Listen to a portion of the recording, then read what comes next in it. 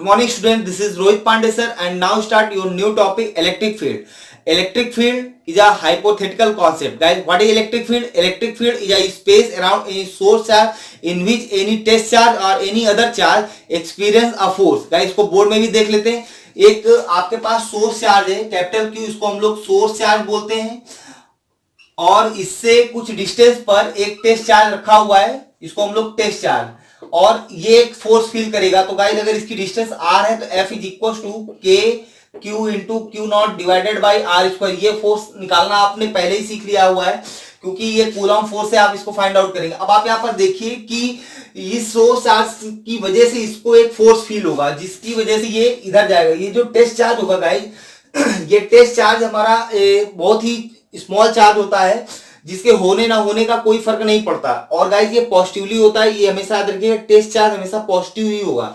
तो यहाँ पर टेस्ट चार्ज को एक फोर्स फील होगा जिससे ये इधर रिपेल होकर जाएगा. तो गाइस ये कैसे? तो गाइस देखिए यहाँ पर एक ये जो चार्ज है कैपिटल क्यू, इसके चारों तरफ यहाँ पर एक इसके जोन पर एक लाइन ये भेज रहा होता है, हर तरफ ऐसे भेजता है, जिससे क्या होता है कि अगर कोई भी टेस्ट चार्ज या कोई भी चार्ज अगर यहाँ आएगा तो एक फोर्स फील करेगा. अगर वो पॉजिटिव होगा तो उस पर रिपल्सिव फोर्स होगा, अगर वो निगेटिव होगा तो उस पर अट्रैक्शन का फोर्स होगा. तो ये जितना स्पेस है, उसका जितना भी जोन है जहां पर कोई भी चार्ज आने पर एक फोर्स फील करेगा, वो आपका क्या होगा, वो आपका एरिया, यानी वो इतना एरिया आपकी इलेक्ट्रिक फील्ड होगी.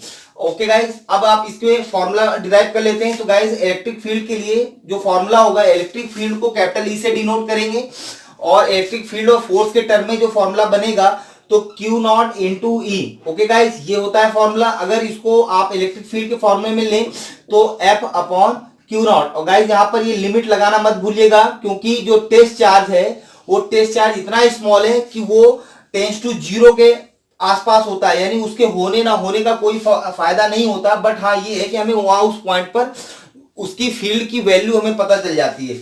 अच्छा गाइस, इसका यूनिट बना ले तो F का यूनिट क्या होता है, न्यूटन, और चार्ज का यूनिट कूलॉम. ओके गाइस, अब आप चाहें तो इसके और भी फॉर्मूले डिराइव कर सकते हैं. तो ये जो फॉर्मूला था इलेक्ट्रिक फील्ड का वो टेस्ट चार्ज के टर्म में था. अब हमें जो फॉर्मूला बनाना है वो सोर्स चार्ज के टर्म में. तो सोर्स चार्ज के टर्म में क्या करिए कि आप इस F की वैल्यू पुट कर दिए. F की वैल्यू क्या है? तो गाइस देखिए F की वैल्यू क्या है, तो K Q into Q naught divided by R square, और इंटू ये क्या है क्यू नॉट से क्यू नॉट कैंसिल हो गया. लिमिट अब यहाँ पर नहीं रखेंगे क्योंकि अगर रखना चाहते हैं तो रख दीजिए, बट गाइस ये क्यू नॉट तो ऑलरेडी अब कैंसिल होने वाला है. तो अब आगे नेक्स्ट स्टेप में ये लिमिट भी नहीं रहेगी क्योंकि क्यू नॉट नहीं रहा. तो E is equal to K Q by R square. ये आपका इलेक्ट्रिक फील्ड न्यूटन पर कूलॉम, ये किसके टर्म में गाइस, तो ये सोर्स चार्ज के टर्म में. और ये किसके टर्म में था गाइस, तो ये टेस्ट चार्ज के टर्म में था.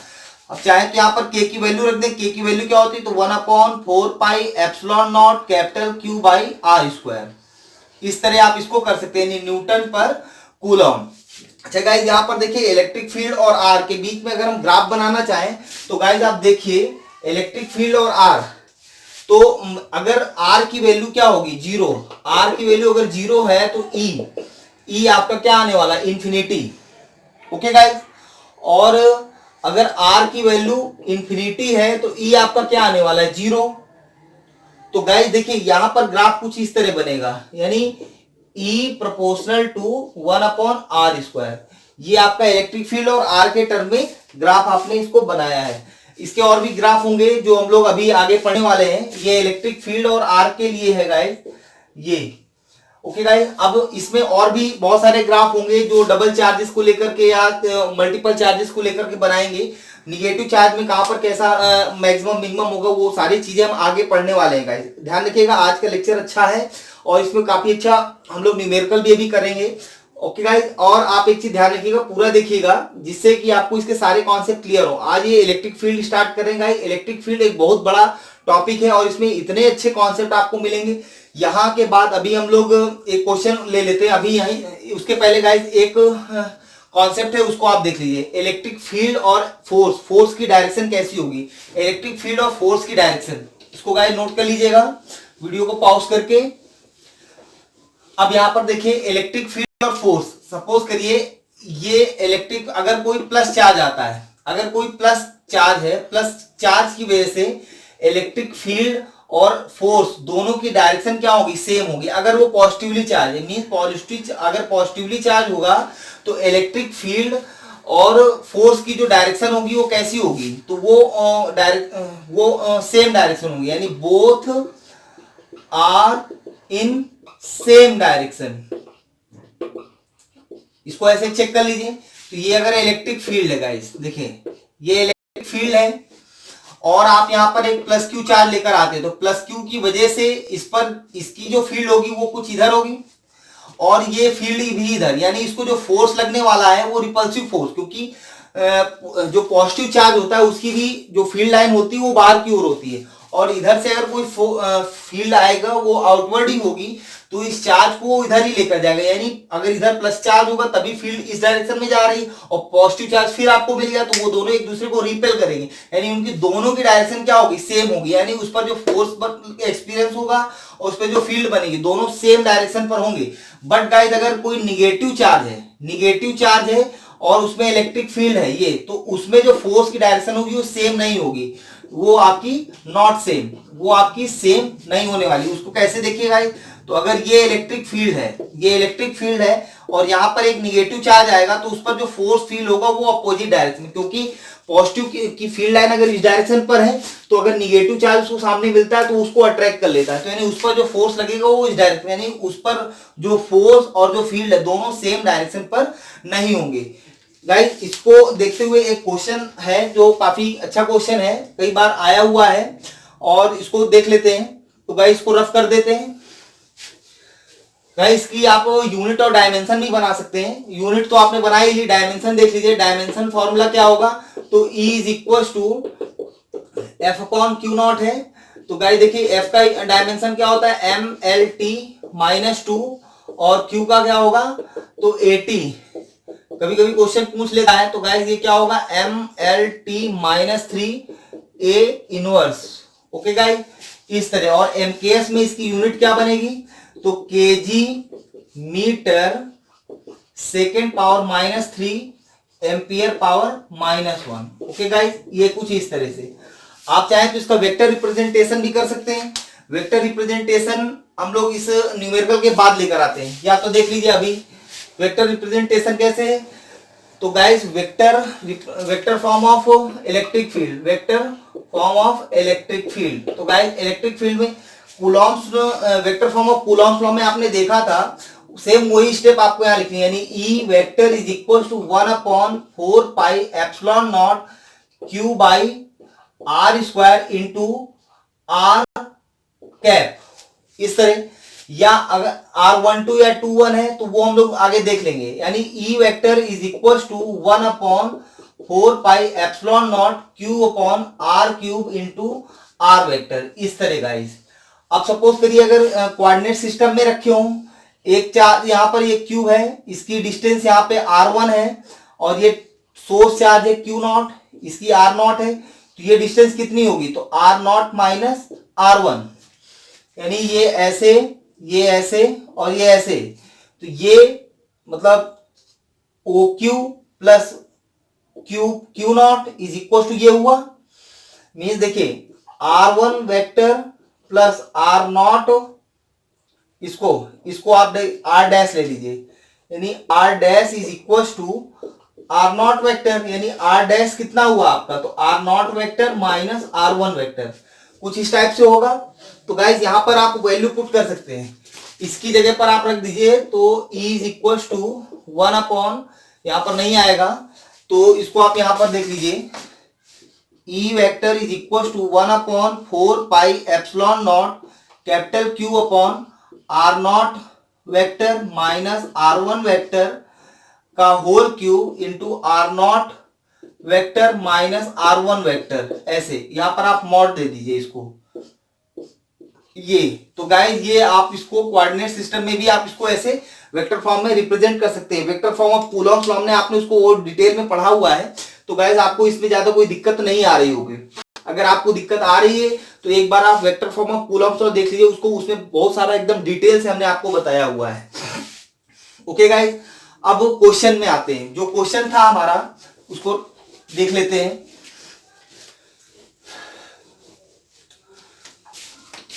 क्वेश्चन है गाइस जिसमें दो प्लेटें हैं, ये इस तरह कुछ, एक पॉजिटिव एक निगेटिव, ये पॉजिटिवली प्लेट है और ये निगेटिव। ओके गाइस, इनके बीच की डिस्टेंस को आप एल ले लीजिए। यहां पर एक इलेक्ट्रॉन है और यहां पर एक प्रोटॉन है। ओके गाइस, अब आपसे पूछ रहा है कि कौन सा चार्ज यानी इलेक्ट्रॉन या प्रोटॉन सबसे पहले अपने सामने वाली प्लेट पर पहुंचेगा। क्यों? क्योंकि ये प्रोटॉन पॉजिटिव और प्लेट पॉजिटिव, तो इसको इधर ट्रैक करेगा, ये मतलब ये इधर आएगा और निगेटिव चार्ज इधर जाएगा। तो कौन सा चार्ज सबसे पहले पहुंचेगा, यानी अगर इसका टाइम हम यहाँ पर t1 ले लें, इसका टाइम यहाँ पर t2 ले लें, तो आपसे पूछेगा कि t1 या t2 में कौन सा चार्ज सबसे पहले पहुंचने वाला है, यानी first which charge firstly reach the plate, मतलब अपोजिट प्लेट। तो इसके लिए गाइस देखिए, आपको इस पर सॉल्व कर लेना है। तो आप यहाँ पर ग्रेविटी का इफेक्ट कुछ खास पड़ने वाला नहीं है, तो गाइस इस पे ग्रेविटी का इफेक्ट तो पड़ेगा नहीं। A is equal to F by M होता है। तो यहां से अगर हम प्रोटॉन का एक्सीलरेशन निकालें और F इज इक्वल टू क्या होता है, Q इंटू ई, ये अभी भी हमने पढ़ा हुआ है, अपॉन M। तो यहाँ पर प्रोटॉन के लिए देखते हैं, तो ये चार्ज होगा प्रोटॉन का और ये फील्ड होगी उसकी divided by mass of proton. इसी तरह एक्सीलरेशन ऑफ इलेक्ट्रॉन क्या होगा, तो Q into E divided by mass of electron. Okay guys, अब आप देखें कि इन दोनों की जो इनिशियल वेलोसिटी है वो तो आपकी क्या है, 0 है। तो अब आप देखें कि ये दोनों इनकी डिस्टेंस फाइंड आउट कर लेते हैं, यानी ये इधर जाएगा L डिस्टेंस पर। तो जो L होगा, L प्रोटॉन का देखते हैं, प्रोटॉन डिस्टेंस ये UT plus half AT square, तो इनिशियल वेलोसिटी तो इसकी 0 होगी, तो UT plus half AT square यानी हाफ APT। इसका टाइम हम ले लेते हैं T1, इसको टाइम T1 दे देते हैं, और इसके लिए half A electron T2 square. Okay guys, इस तरह ये हो गया। अब एक काम करते हैं, इन दोनों को डिवाइड कर लेते हैं, तो इसको इक्वेशन 1, इसको इक्वेशन 2, ये इक्वेशन A, ये इक्वेशन B। अब डिवाइड करेंगे तो L by L is equal to half AP T1 square divided by half AE T2 square. ये से ये जाएगा, L से L जाएगा, यानी इधर भेज दीजिए, तो T2 square divided by T1 square is equal to AP divided by AE। यही चल रहा गाइस। अब यहाँ पर आप एक काम करिए, AP और AE का वैल्यू पुट कर दीजिए। तो AP का वैल्यू क्या है, तो QE divided by mass of proton divided by QE mass of electron. Charge तो दोनों में सेम होता है, मैग्नीट्यूड लेना है, इलेक्ट्रॉन प्रोटॉन का चार्ज सेम होता है, इसलिए QQ राइट किया हुआ है, यहाँ से ये कैंसिल, ऊपर जाएगा, यानी T2 square divided by T1 square is equal to mass of electron divided by mass of proton. Okay guys, अब इसको अंडर रूट हटा वापस कर दीजिए। तो अगर यहाँ से अंडर रूट आप पार करेंगे तो ये देखिए T2 square divided by T1, यानी स्क्वायर तो हटेगा ही, यानी T2 divided by T1 is equal to under root mass of electron divided by mass of proton. अब एक चीज आपको ये मालूम है, ये आपने मालूम है कि मास of proton is greater then mass of electron. तो यहाँ पर कौन डायरेक्टली प्रोपोर्शनल में है, तो मास ऑफ प्रोटॉन अगर ज्यादा होगा तो T1 का टाइम ज्यादा होगा, यानी T1 is greater then T2, यानी ज्यादा समय किसको लगने वाला है, प्रोटॉन को ज्यादा समय लगने वाला है, क्योंकि इसका जो टाइम था वो T1 है, इसका टाइम क्या है T2। तो T1 टाइम मैक्सिमम है, यानी इलेक्ट्रॉन आपका सबसे पहले पहुंचेगा। यानी कौन सा चार्ज पहुंचने वाला है, तो electron first reach opposite plate. Okay guys, ये काफी अच्छा क्वेश्चन था जिसको आपने देख लिया। तो यहाँ पर कौन सा चार्ज सबसे पहले पहुंचने वाला है, तो सबसे पहले आपका इलेक्ट्रॉन। अच्छा गाइस, इसी में और भी कोई एक क्वेश्चन है जिसमें इसमें पूछा गया है, तो गाइस इसको नोट कर लीजिए देते हैं। ओके गाइस, और ये दोनों चार्ज यहाँ पर है, यानी प्रोटॉन भी है और इलेक्ट्रॉन भी है, और यहां से ये चलना स्टार्ट करता है, यानी प्लस भी यहीं से और माइनस भी यहीं से। और आपसे कह रहा है कि अगर इसकी वेलोसिटी ऑफ प्रोटॉन और वेलोसिटी ऑफ इलेक्ट्रॉन सेम हो, काइनेटिक एनर्जी ऑफ प्रोटॉन और kinetic energy of electron same हो, तो कह रहा है कि कौन सा चार्ज सबसे पहले डेविएट होगा। डेविएट होने का मीन्स इस प्लेट को छोड़कर सबसे पहले कौन सा चार्ज जाने वाला है। यानी अगर आप देखें तो अगर इलेक्ट्रॉन यहां से चलेगा तो इसको इधर जाना है, यहां पर कुछ स्पीड होगी, तो ये गाइस यहां से जाते जाते कुछ इस तरह से ये निकल जाएगा और प्रोटॉन हमारा कुछ इस तरफ से निकल जाएगा। यानी ये प्रोटॉन जाने वाला है, ये इलेक्ट्रॉन। तो गाइस हमसे पूछ रहा है सबसे पहले कौन निकलने वाला है। तो गाइज हम यहाँ पर चेक कर लेते हैं सबसे पहले कौन निकलने वाला है। उसमें दो केस दिए गए, ये आपके केसेस हैं कि केस जब फर्स्ट क्या होगा, जब दोनों की स्पीड क्या होगी, सेम होगी। और सेकंड केस क्या है कि अब दोनों की काइनेटिक एनर्जी क्या होगी, सेम होगी। ऐसा क्वेश्चन है गाइज। तो चलिए इसको सॉल्व कर लेते हैं। तो गाइज सपोज करिए ये डायरेक्शन है, तो यहाँ पर हम लोग दोनों की डिस्टेंस फाइंड आउट कर लेते हैं इधर की। तो एक्स ऑफ प्रोटॉन क्या होगा, तो UT plus half AT square. तो इनिशियल वेलोसिटी जीरो है अभी फिलहाल, तो UT plus half AP into T one square. और एक्स ई क्या होगा, तो half A into T two square. Okay guys, यहां तक आ गए हम लोग। अब एक काम करते हैं, इन दोनों को डिवाइड कर लेते हैं। दोनों को डिवाइड कर लें तो अगर डिवाइड करेंगे तो X P divided by X E is equal to 1/2 A P T one square divided by 1/2 A E T two square. इस तरह का इसको हम लोग यहाँ पर कर लेंगे। अब आप एक काम करते हैं, इस पर इन दोनों की वैल्यू रख देते हैं। तो एक्सेलरेशन क्या होगा, तो A P is equal to F upon M. F यानी होगा E Q E divided mass of proton, और एक्सेलरेशन ऑफ इलेक्ट्रॉन होगा Q E divided by mass of electron. यहां तक आगे गए। अब यहाँ पर वैल्यू पुट कर दीजिए। तो 1/2 ये होगा Q E divided by mass of proton into T one square divided by 1/2 Q E into mass of electron T two square. Okay guys, यहाँ पर आ गए। अब एक काम करते हैं, इसमें टाइम को हम फाइंड आउट कर सकते हैं। तो टाइम के लिए देखिए गाइस, यहां से यहां तक का जो टाइम होगा वो हम लोग प्रोटॉन का भी फाइंड आउट कर लेते हैं, इलेक्ट्रॉन का। तो देखिए टाइम यानी T1, यानी प्रोटॉन की बात कर रहे हैं, प्रोटॉन का टाइम T1 हमने लिया हुआ है।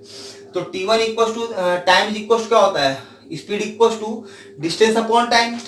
तो time is equal to distance upon speed. तो डिस्टेंस आपकी कितनी है, तो ये आपकी x है, और स्पीड कितनी होगी, तो u प्रोटॉन, और T2 कितना होगा, तो x अपॉन u इलेक्ट्रॉन। तो गाइस वहां पर रख देते हैं। तो ये हो जाएगा 1/2 Q E divided by mass of proton into T1 क्या होगा, तो ये x square upon you P square divided by 1/2 Q E divided by mass of electron into x square divide by you E square. तो guys देखिए Q E से ये Q E जाएगा, x square से एक्स स्क्वायर जाएगा, 1/2 से ये जाएगा। यानी आप देखें यहाँ पर, तो X P divided by X E is equal to mass of electron, speed of electron का square divided mass of proton, और U P square. Okay guys, अब फर्स्ट केस उठाते हैं, ये वाला केस। ये वाला केस में क्या रहा है, यूपी और यूई अगर सेम हो, फर्स्ट फर्स्ट में क्या कह रहा है, केस फर्स्ट में आपसे कह रहा है यूपी और यूई दोनों क्या हो, सेम हो। तो अगर यूपी यूई सेम होंगे तो XP divided by X E is equal to M E UP square divided by M P UP square. तो ये कैंसिल, यानी mass of electron divided by mass of proton. यहां तक आगे गए। तो आप देखिए इन दोनों में क्या रिलेशन बना है। तो यानी ये हो गया X P divided by X C is equal to M E divided by M P. तो यहां पर देखिए M P is greater than M E होगा, M P is greater than M E. तो यहां पर X E is greater than X E is greater than X P. यानी सबसे पहले कौन पहुंचने वाला है, तो सबसे पहले डिस्टेंस कौन किसका ज्यादा होगा, तो इलेक्ट्रॉन का ज्यादा होगा, एक्स ई का। यानी एक्स ई सबसे पहले कौन पहुंचने वाला है, तो इलेक्ट्रॉन सबसे पहले, सॉरी इलेक्ट्रॉन यहां पर है, तो सबसे पहले इलेक्ट्रॉन यहां पहुंचेगा, उसके बाद में प्रोटॉन आने वाला है। ओके गाइस, यहां पर आप क्लियर हो गए। अच्छा, अब आपसे एक चीज यहां पर ये कह रहा है कि सेकेंड केस काइनेटिक एनर्जी अगर सेम हो, तो इसी पर ही देख लेते हैं। काइनेटिक एनर्जी सेम हो तो काइनेटिक एनर्जी के लिए क्या करें, इस इक्वेशन पर, यहाँ पर इस इक्वेशन पर इसको आप चाहें तो इधर वापस इधर राइट कर दें, यहाँ पर इसको इस इक्वेशन को आपने बनाया, आपको याद है, यानी क्या था, तो xp divided by xc is equal to m e ue square divided by mp UP square. Okay guys, तो यहाँ पर एक काम करिए 1/2 और 1/2 को डिवाइड कर दीजिए, तो काइनेटिक एनर्जी क्या होगी, ये काइनेटिक एनर्जी किसकी है, ये काइनेटिक एनर्जी है इलेक्ट्रॉन की। गाइस ये काइनेटिक एनर्जी हुई इलेक्ट्रॉन की और ये काइनेटिक एनर्जी किसकी हुई, प्रोटॉन की। यानी आप देखें दोनों सेम है, तो यानी xp is equal to x की, अगर काइनेटिक एनर्जी सेम होगी तो दोनों सेम टाइम पर, यानी सेम सब दोनों साथ में ही बाहर डेविएट होंगे। ये तो क्लियर हो गया। अगर काइनेटिक एनर्जी सेम है तो दोनों क्या होंगे, सेम मतलब एक साथ ही डेविएट होंगे, यानी प्लेट को छोड़कर जाएंगे। और अगर स्पीड सेम होगी तो इलेक्ट्रॉन सबसे पहले बाहर निकलने वाला है। ओके गाइस, अब नेक्स्ट लेक्चर में हम लोग कुछ इलेक्ट्रिक फील्ड और सुपरपोजिशन और कहां पर दो चार्ज रखे होंगे तो इलेक्ट्रिक फील्ड आपकी मिनिमम होगी, जीरो होगी, मैक्सिमम होगी, ऐसे केसेस को लेकर आएंगे। तब तक गाइस इनको आप प्रैक्टिस करते रहिएगा और इलेक्ट्रिक फील्ड में को आप नोट्स बनाइएगा और इसको